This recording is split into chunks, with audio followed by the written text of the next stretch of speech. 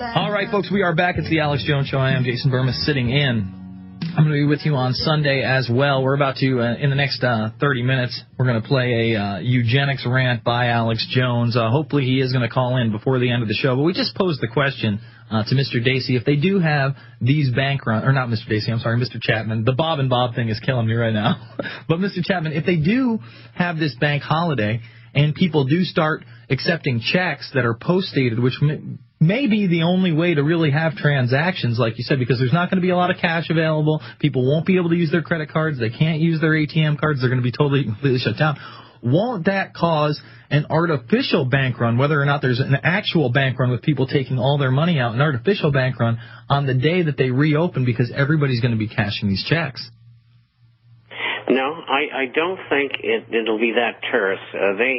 They have the ability to process them, and even if they were backed up for 2 or 3 days, it's no biggie. It's just that many accounts wouldn't get credited as quickly as people would like.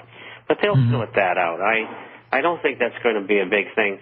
The important thing is that people are going to learn that these kind of things can happen again, like they happened in the 1930s. And secondly, they're going to rediscover how important gold and silver is a medium of exchange.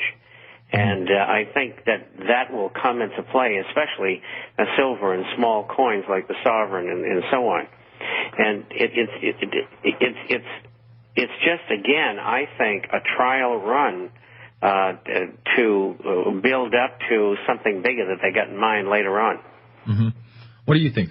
I want to know what that something bigger that they got in mind later on is. I think it might be that coin that Medvedev was holding over there. I mean, that coin just creeps me out that they've actually minted a global currency coin. Remember, it's in its beta test stage. But just that they have it there and they're like, this is what we want. And they're holding these meetings. Again, this BRIC meeting, this Brazil, Russia, India, and China meeting, they're openly saying we don't like the dollar.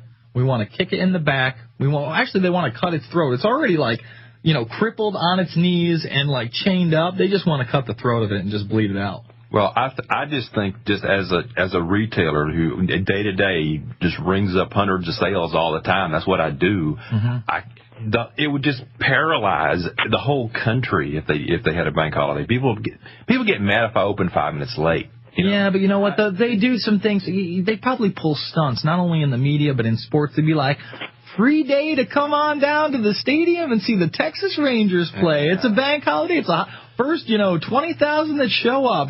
They'd be, motivating people and really shutting down what's left of the real economy. Hey, man, the social engineers are smart.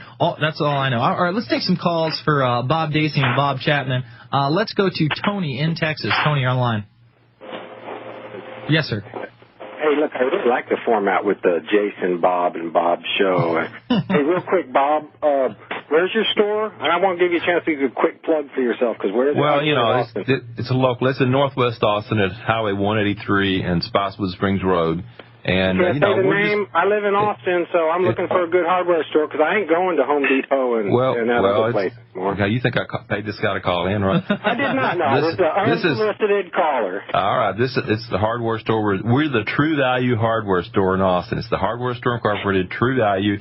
And yes, we do e-foods, and yes, we make screens, and yes, we sell the evil guns. And apparently you fix toilets. And we fix toilets. Well, we don't fix them. No. Let's have a correct. We tell you how to fix them. Oh, I gotcha. And no, we don't rent toilet augers either because we don't want the darn things back. We sell them, What else you got for us, Tony?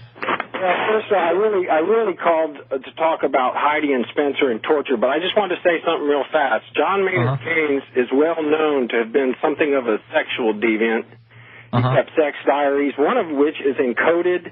He liked to photograph young boys, and I think the whole idea of stealing from the future of someone else for your own perverse gratification kind of carries through into his economics. Mm-hmm. However, having said that, I saw that Heidi and Spencer were claiming torture, and so the whole time that I was hearing this, I was thinking it was over something I actually saw on that show in which they literally waterboarded the contestants. What was that? I'm a Celebrity, Get Me Out of Here? Yes. One of the challenges, they had an octagon with the little teeter boards attached to the side of like an octagonal baby pool filled with spiders and snakes. They had people on an incline board with their head lower than their chest. They had them in goggles and a protective jumpsuit, and snakes and spiders crawling all over them. And John Sally's there, trash-talking people. Go ahead, quit. You don't want to quit. And I'm like, well, this is the usual spiders and snakes reality show garbage. But then the pool starts filling up with water, and it gets all the way up to their nose. And once it got up to the nose, nobody lasted longer than 2 or 3 seconds. Sanjaya from American Idol won. Yeah. Oh, he ended up winning that?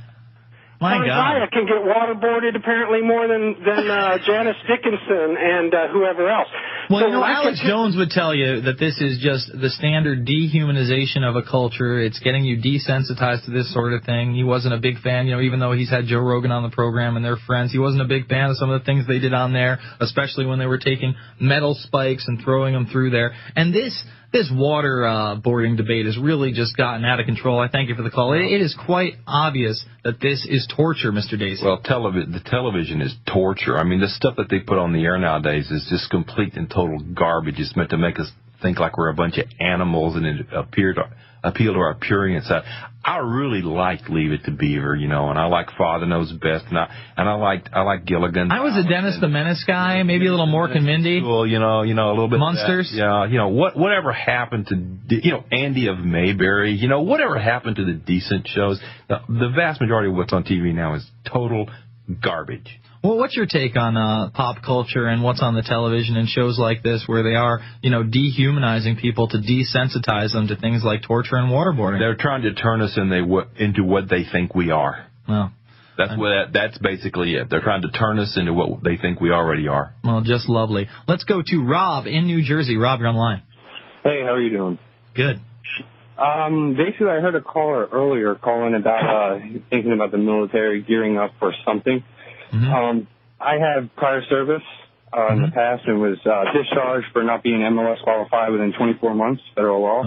Okay. And basically, I received the email within the week, and it basically said, you can join back in, don't have to go to MEPS, you don't have to do nothing, you can go right in, pick a job, and go to your schooling, and basically doing that. I found that well, they're desperate to recruit as many people as possible into the military. We just had that caller earlier saying that people who were accused of small and petty crimes, and I thank you for the call, they were making sure that they'd signed in for selective service. We also know people, they'll try to send you to shock camp or say, hey, join the military after you've done something stupid like use drugs or sold drugs to others. And they're having a tough time selling this military to people because we're still in Afghanistan, we're still in Iraq, and we're still beating the war's drum against Iran. Speaking of that, Jason, I just have to say this. I had a young man in my store yesterday. He had just joined the Marine Corps.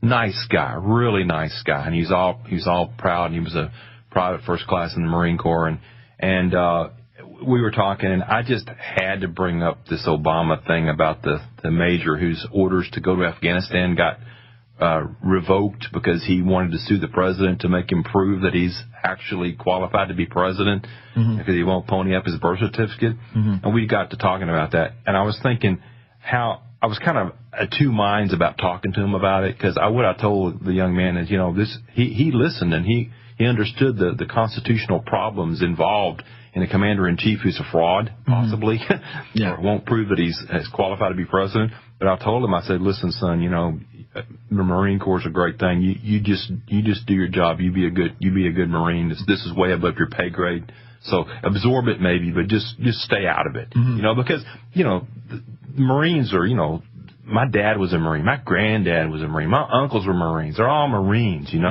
and it's a shame what they're doing. Yeah, no, how they manipulate military personnel. Yeah.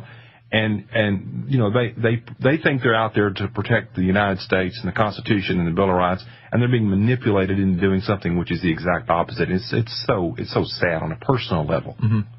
Bob Chapman, I want to get your take on what's happening in the Middle East and what your forecast is. We just had this big bombing in Indonesia. They're not saying who's responsible yet, but I haven't been watching the news wires. I'm sure they're going to blame Al-Qaeda or Al-Qaeda-like insurgents. Do you see an escalation in the activity there, or you think it's just going to kind of taper off into the background and we're going to just continue to conduct operations in Afghanistan and Iraq?